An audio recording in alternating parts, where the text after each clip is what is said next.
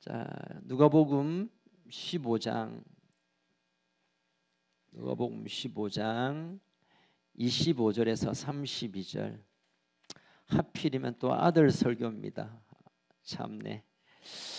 자, 누가복음 15장 25절부터 32절까지 같이 읽겠습니다. 시작. 마다들은 밭에 있다가 돌아와 집에 가까이 왔을 때 풍악과 춤추는 소리를 듣고 한 종을 불러 이 무슨 일인가 물은데 대답하여 당신의 동생이 돌아왔음에 당신의 아버지가 건강한 그를 다시 맞아들이게 됨으로 인하여 살찐 송아지를 잡았나이다 하니 그가 노하여 들어가고자 하지 아니하거늘 아버지가 나와서 건한데 아버지께 대답하여 이르되 내가 여러의 아버지를 섬겨 명을 어김이 없거늘 내게는 염소 새끼라도 주어 나와 내 벗으로 즐기게 하니 없더니 아버지의 살림을 창녀와 함께 삼켜버린 이 아들이 돌아오매 이를 위하여 살찐 송아지를 잡으셨나이까.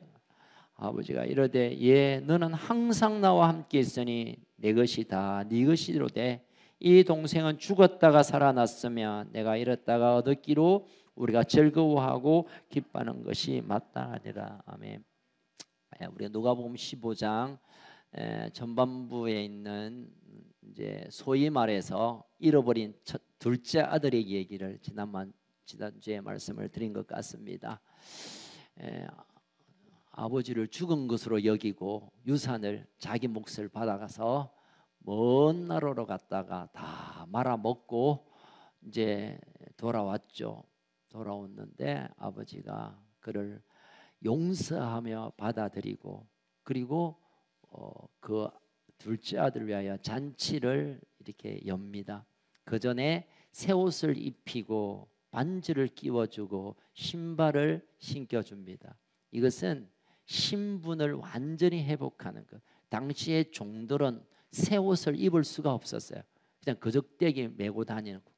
그리고 당시에 노예는 신발을 안 신습니다. 신을 수가 없어요. 왜냐하면 짐승으로 여겼기 때문에.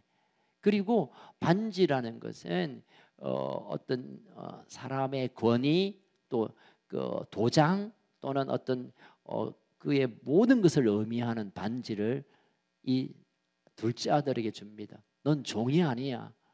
물론 실수하고 해서는 안 된 일을 했지만 이제 너 돌아왔으니 이제 아들의 권세, 아들의 권위, 아들의 신분으로 너를 완전히 회복해 주마. 그래서 새 옷을 입히고 목욕을 해서 새 옷을 입히고 신발을 신기고 반지를 끼워주는 이 일을 합니다. 그리고 잔치를 베풉니다. 온 동네 사람들을 모아서. 좀 부끄럽기도 했겠죠. 저 아들이 어떤 아들인 줄 동네 사람은 다 알고 있는데 그래도 아버지는 그 부끄러움과 그 낯뜨거움을 상관하지 않고 아들이 돌아옴의 기쁨 그 하나만 붙들고 초대해서 전문 악사들을 초대해서 밴드 16인조 밴드를 불렀던지 어쨌든 막 북치고 장구치고 잔치가 벌어졌어요.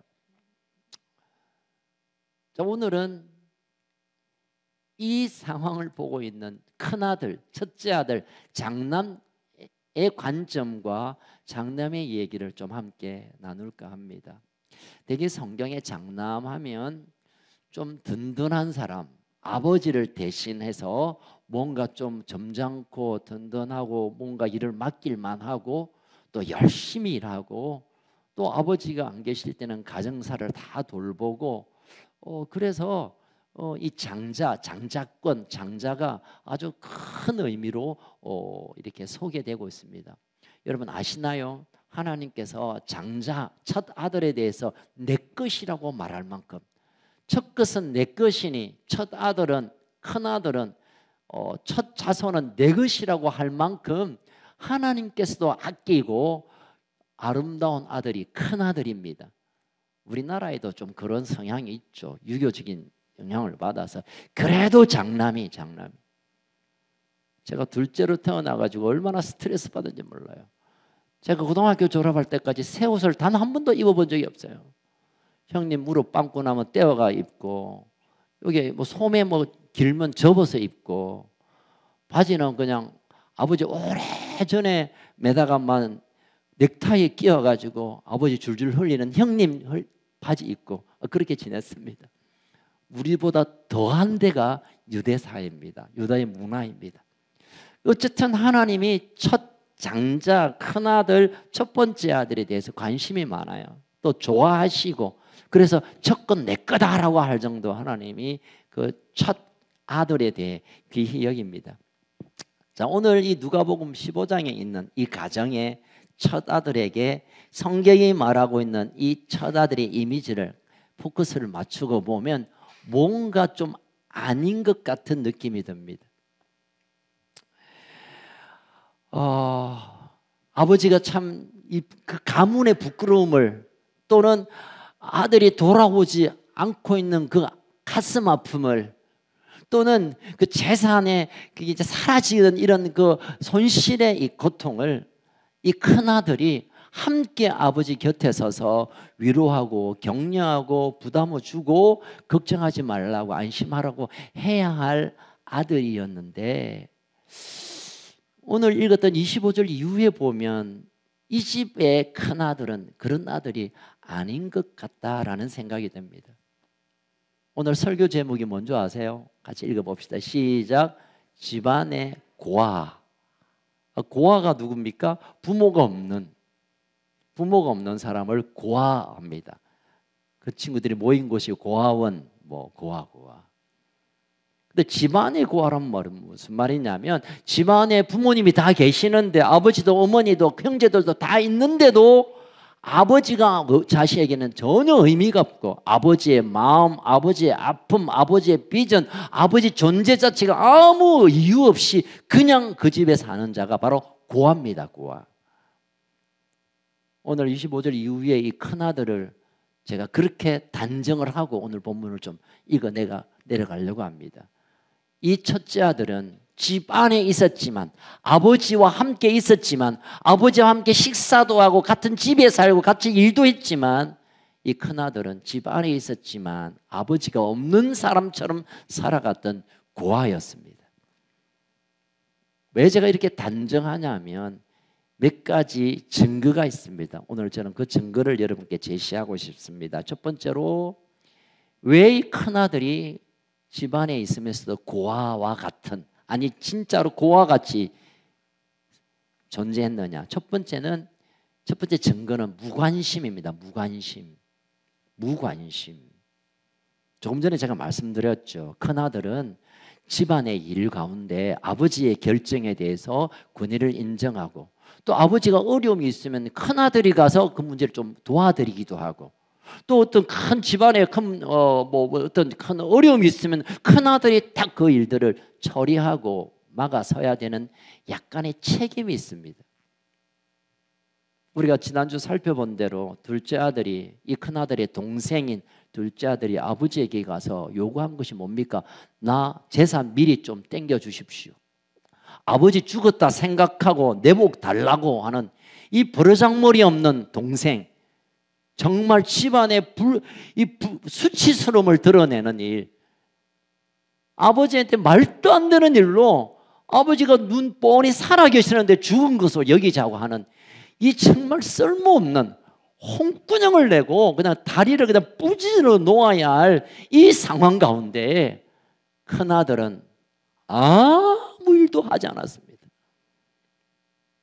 동생이 지금 집안에 환란, 걱정과 염려와 아버지가 밤잠 못 자는 이 엄청난 위기를 만나고 있는데도 아무리 찾아봐도 큰아들이 뭘 했다는 아무 내용이 없습니다. 무책임한 거죠. 동생이 그러지 나는 아니면 그만이지.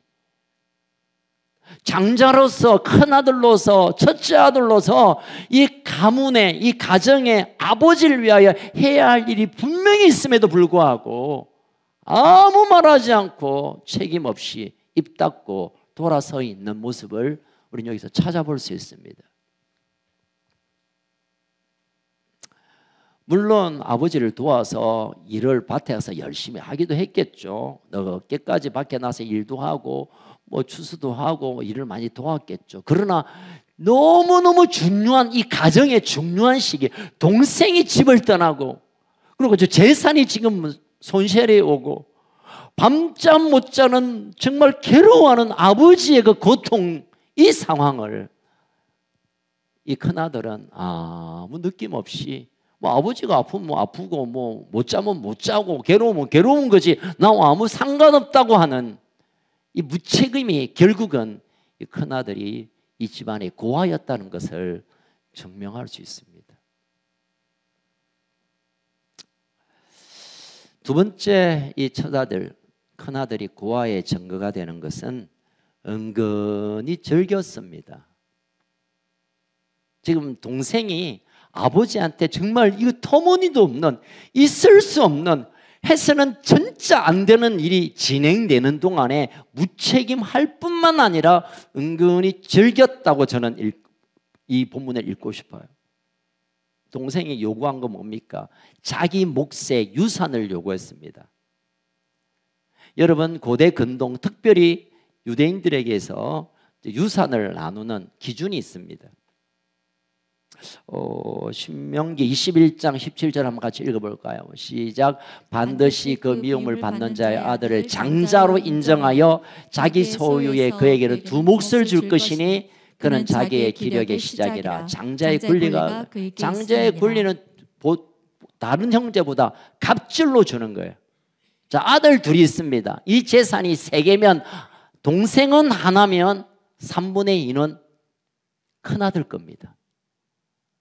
그러니 지금 동생이 아버지한테 막 때를 써가 유산 주세요 이럴 때 3분의 1은 없지만 3분의 1은 자기 것인 것을 이미 알고 있었습니다. 아니, 이번 기회에 동생이 막 이렇게 엉뚱한 짓 할 때 가만히 있기만 해도 재산, 우리 아버지의 재산 3분의 2가 내 거가 되구나 하고 그냥 입 다물고 야, 너 그래라 아마 부추기지는 않았지만 은근히 즐기고 있었을 것입니다. 제가 소설을 쓰는 것이 아닙니다. 지금 이 상황 가운데 큰아들은 그 일에 대해서 어떻게 생각했다 말은 안 하지만 집에서 일어난 일을 이 큰아들이 보고 있잖아요. 듣고 있잖아요. 그 상황 속에 있잖아요. 그런데도 무책임하고 있을 뿐만 아니라 동생이 나가기만 하면, 가출하기만 하면 나머지는 내 돈이다, 내 돈이다. 이 생각 가운데 계산하고 있었다고 저는 그렇게 생각해 봅니다. 은근히 즐기는 거죠.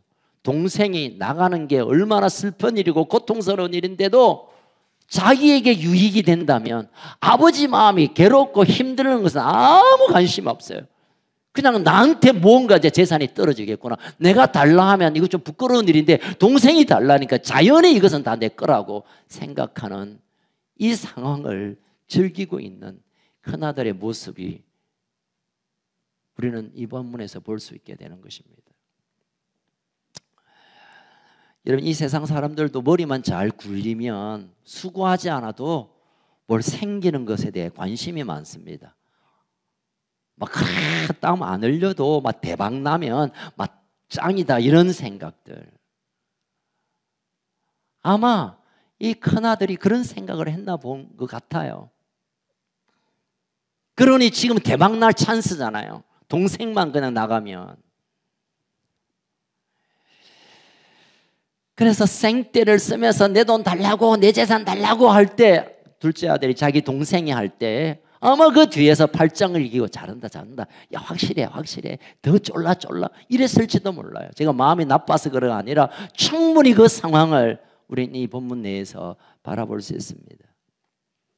여러분, 우리 가정에서 일어나는, 우리 또 컨습 가정, 우리 교회에서 일어나는 어떤 아픈 얘기, 괴로운 얘기, 슬픈 얘기, 너무 가슴 치는 얘기를 아이고 저 사람 평소 나하고 별로 안 친했는데 막 잘 됐다 이러지는 않겠지만 뭐 그 사람 뭐 그런가 하고 나하고 무슨 상관이 있어. 또는 저 사람 고생 좀 해야 돼. 이런 사탄적인 생각을 가지는 사람이 혹 있을 수 있습니다. 고아의 영에 사로잡힌 사람들. 적어도 우리 교회는, 우리 컨습 교회는 주님의 임재가 머무는 하늘의 가족이기에 홍 집사님의 고통이 나의 고통이고 최 권사님의 눈물이 내 눈물이 되기를 저는 그렇게 취하고 있습니다. 이불로 괴로워하고 슬퍼할 필요는 없지만 자식 잃은 그 고통에 함께 마음을 나누는 것, 이게 진짜 가족 아닙니까? 그런데 이 큰 형은 그 아버지 가슴에 피눈물이 나는 것에 대한 관심은 없고 자기에게 돌아오는 재산, 물질에만 정신 팔려 있음을 보게 됩니다. 세 번째로 이 큰아들이 고아라는 증거가 하나 있습니다. 그것은 오늘 보면 25절에 있는 대로 불평입니다. 불평. 일하고 딱 들어오다 보니까 집에 온 밴드 소리가 나오고 막 사람들이 왔다 갔다 하고 막 잔치가 일어났는데 저 무슨 일이야 하니까 당신 동생이 와서 아버지가 잔치를 했다고 이런 얘기를 하니까 이 둘째 아들에 대한 뭐 안 돌아왔으면 이 재산이 내 건데 이놈이 돌아와가지고 혹시 내 재산 축내릴까 봐, 또는 저 밴드 부르는데 돈 들었을 건데 저 돈은 동생이 돈, 내 돈도 낸 돈이 아니고 남아있는 이 유산의 일부일 수 있겠다, 뭐 이런 계산을 하면서 결국 그가 드러난 반응은 분을 냈다는 거예요. 25절 한번 읽어볼까요? 시작. 맏아들은 밭에 있다가 돌아와 집에 가까이 왔을 26절 시작. 한 종을 불러 모시니까 27절 대답하되 당신의 동생이 돌아왔으매 아버지가 건강한 그를 다시 맞아들이게. 이런 이야기를 듣자마자 그가 결정한 것이 있습니다. 28절 시작. 그가 노하여 들어가고자 하지 아니하거늘 아버지가 열받아가지고 막 분이 나가지고 이 집구석에는 안 들어간다 하고 밖에 그냥 어승을거리고 있는 거예요. 얼마나 화가 났든지 집에 안 들어가는, 아버지도 밉고 동생은 더 밉고 동네 사람들은 저 사람들 돌았나, 왜 이런 부끄러운 일에 와서 잔치에 참여하고 있나, 이게 무슨 짓이야. 분하고 원망이 되고, 그래서 집에도 안 들어가는 진짜 당자가 된 거예요. 집에 들어가지 않는. 그러니 아버지가 부탁하듯이 빌듯이 그런 얘기하죠. 얘야, 그래도 동생 왔는데 좀 들어가자. 좀 들어가자. 들어가서 이 기쁨을 나누자. 우리 가족 아니냐. 그렇게 했을 때 이 아들의 반응을 계속 이어서 한번 읽어볼까요? 자, 26절 29절 시작. 아버지께 대답하이르되 내가 여러 아버지를 섬겨 죄송합니다. 27절 읽을게요. 27절 시작. 대답하되 당신의 동생이 돌아왔으며 당신의 아버지가 건강을 다시 맞아들이게. 28절 시작. 그가 노하여 들어가지 아니하거늘 아버지가 나와서 권하니. 29절 시작. 아버지께 대답하이르되 내가 여러 해 아버지를 섬겨 명을 먹임이 없거늘 내게는 염소 새끼라도 주어 나와 내 벗으로 즐기게 하신 일이 없더니. 아버지가 들어가자 그러니까 열받아가지고 내가 쇠가 빠지게 아버지 도왔는데 염소 새끼 한 마리 줘가지고 우리 친구들하고 파티 한번 열어줬냐고. 분함으로 원망함으로 이 상황 앞에 서 있는 그 첫째 아들입니다.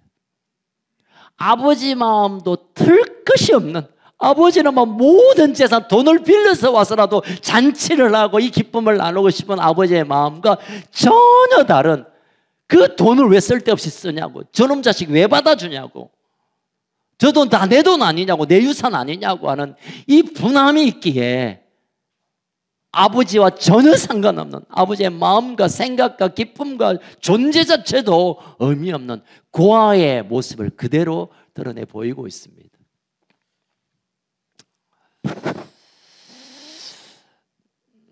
여러분, 요즘 뭐 명절 전후로 그런 일이 많이 있잖아요.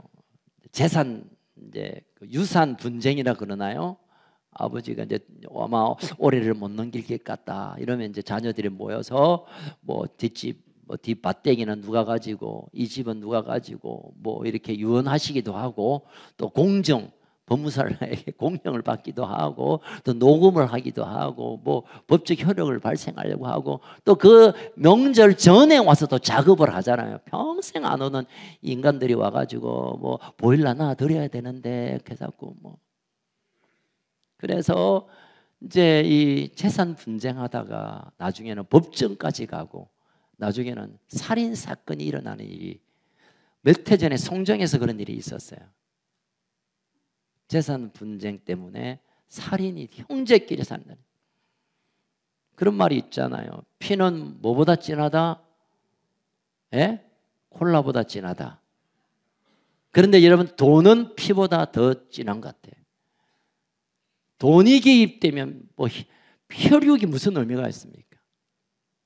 그 모습을 지금 이 큰아들이 우리에게 보여주고 있습니다. 그들은 다 고아입니다. 고아의 영에 사로잡혀 있는 사람. 내 기분, 내 재산, 내 존재, 나의 것만 고집을 하고 주변에 있는 형제도 돌아보지 않을 뿐만 아니라 부모님은 틀 것도 생각하지 않는 그들이 바로 고아입니다. 자, 그러면 예수님이 지금 이 큰 아들을, 물론 돌아오고 있는 둘째 아들의 탕자 얘기라고 이름은 붙였지만 사실은 이 얘기의 주인공은 아버지고, 아버지가 둘째 아들이 돌아오는 이 탕자의 회개에만 관심을 갖는 게 아니라 사실은 이 얘기를 하고 있는 예수님의 포인트는 뭐냐면 큰아들, 이 고아와 같은 큰아들에 대한 얘기를 들려주고 싶어서 그러는 거예요. 누구에게? 15장 2절에 보니까 바리새인과 서기관들에게. 왜 예수님이 죄인들하고 먹고 막 가난해서 과부들 뭐 이런 창녀들 만나서 전하고 뭐 이러니까 도대체 이게 뭐야? 라고 하는 그들을 향해 이들이 돌아왔기 때문에, 탕자였지만 돌아온 잃어버린 자를 내가 찾는 기쁨이 있고, 너희들은 큰아들이라고 한다면 너는 구아들과 같아 라고 주님 지금 말하고 있는 거예요. 1차적인 큰아들은, 고아와 같은 큰아들은 예수님의 관점에서 보면 당시의 종교 기득권자들입니다. 2차적으로 보면 우리 가정을 돌아본다면 가정 안에 함께 같은 대문으로 들어가서 같은 집에 살고 있는 가족이 있지만 부모를 부모로 여기지 못하고 존중하지 못하고 존경하지 못하고 아버지를 아버지로 인정하지 못하고 있다면 그가 바로 큰아들, 그가 바로 고아입니다. 또 3차적으로 우리 교회 공동체로 말한다면 교회 안에 있지만 가족이 가족으로 여겨지지 않고 나 안 아프면 되고 나 안 괴로우면 되고 나 편하면 되고 내 기분대로 말하고 내 기분대로 원망하고 내 기분대로 화내고 내 것 따지는 이 사람들이 바로 고아들입니다. 그러면 왜 교회 안에 있으면서 고아가 있을까요? 저는 볼 때 거듭남의 경험이 없는 사람들은 고아의 영을 벗어날 수 없습니다. 거듭나지 않으니까, 삶이 하나님 앞에 완전 새로운 생명으로 거듭나지 않으니까 여전히 육신적인 계산에 있는 거예요. 누가 뭐라 하면 열받고, 누구 만나면 자꾸 계산하고 나한테 얼마나 유익이 있을까, 내 마음대로 안 되면 그냥 분하고, 그리고 맡긴 일에 대해서 책임도 없고, 뭐 이거 한다고 돈 생기나 뭐 생기나 맡겨놨는데 그 책임 없이 그냥 이들이 다 고아들입니다. 왜 고아냐고요? 예수를 만나는 인격적인 이 거듭남이 없기 때문에, 세상적인 관점과 세상적인 기분과 세상적인 관계 안에 서 있기 때문에 결국 고아처럼 여기저기 굴러다니고 있습니다. 교회는 고아원이 되어서는 안 됩니다. 물론 배고픈 아이들을 먹이는 고아원이 되어야 되지만, 고아들로 있는 교회나 고아들로 있는 가정, 고아의 관계 속에 있는 사람들은 불행하고 괴롭고 힘들 수밖에 없습니다. 이제 말씀을 마치려고 합니다. 여러분, 이 큰아들 이미 장자권을 확보하고 이미 형제들 중에 축복의 존재고 이미 아버지 바로 곁에 설 수 있는, 아버지와 건의를 함께 나눌 수 있는 특별한 은혜를 받은 사람이지만, 그 은혜를, 그 특권을, 그 장자권을, 그 직분을, 그 자리를 고아로 감당하면 버림받을 수 없음을 기억하셔야 합니다. 이제 우리 가정 안에서도 정말 자녀와 부모가 서로의 마음을 알아가는, 서로의 마음을 좀 이해하고 받아들여지는, 여러분 구약의 마지막은 어떻게 끝나는 줄 아세요? 우리 말라기 말씀을 좀 찾겠습니다. 구약의 제일 마지막 장 마지막 절 말라기 4장 6절을 같이 읽겠습니다. 말라기 4장. 구약은 이게 결론적으로 끝납니다. 시작. 그가 아버지의 마음을 자녀에게로 돌이키게 하고 자녀들의 마음을 그들의 아버지로 돌이키게 하나 돌이키지 아니하면 두렵건대 내가 와서 저주로 그 땅을 칠까 하노라. 아버지의 마음이 자녀에게 오지 않고 자녀의 마음이 아버지께로 돌아가지 않으면 하나님이 말씀하십니다. 그 땅을 내가 저주로 칠 거다. 그 가정을, 그 터전을, 그 공동체를 내가 치고야 말 것이다 라고 하나님 말씀하십니다. 그냥 대충 그냥 살다가 때 되면 떠나고. 아니요. 그래서 사탄이 우리를 속이고 있는 것입니다. 저는 오늘 이 말씀을 함께 가지고 우리 같이 그렇게 기도했으면 좋겠습니다. 제가 어제 밤에 성남이 그리고 또 떠났던 우리 요한이 그리고 작년에 제 조카가 또 옥상에서 떨어져 먼저 이 아이들을 생각하면서 이 시대에 이 악한 영들이 이 다음 세대를 이 타겟으로 삼기려 하는구나라는 마음을 강하게 받았습니다. 그 아이들이 무슨 죄가 있나요? 무슨 죽을 일이 있나요? 무슨 그런 사고를 당할 일이 있나요?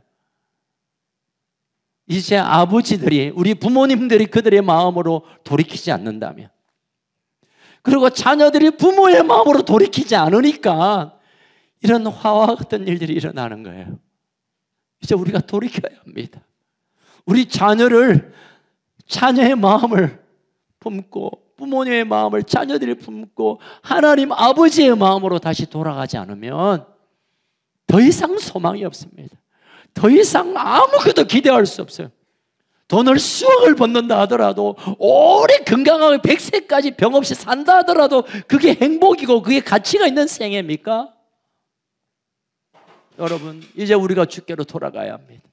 이제 자녀에게로 돌아가고 부모에게로 돌아가고 아버지의 마음으로 돌아가야 하나님이 우리에게 주시려고 계획하셨던 것들을 우리에게 허락해 주실 수 있을 줄로 믿습니다. 오늘 이 귀한 복된 주일날 혹시 여러분 당자가 아닌지 고아가 아닌지 저는 어젯밤에 이 본문을 읽었는데요 제가 고하더라고요. 제가 책임 없이 성남이를 내버려 뒀더라고요. 제가 무책임하게 그 아이를 내버려 뒀더라고요. 제가 고아였어요. 나를 괴롭히고 힘든 사람들이 어려움을 당하면 그래 어려움을 당해도 되지 이런 마음이 제 안에 숨어 있더라고요. 또는 제가 화가 났었습니다. 왜 나를 이렇게 힘들게 하는 거냐, 투정하고 원망하고 그랬던 기억이 제 안에 얼마나 많은지 몰라요. 제가 고아였어요. 어젯밤에 밤을 새워 회개했습니다. 고아에게는 더 이상 하나님께서 기회를 주지 않습니다.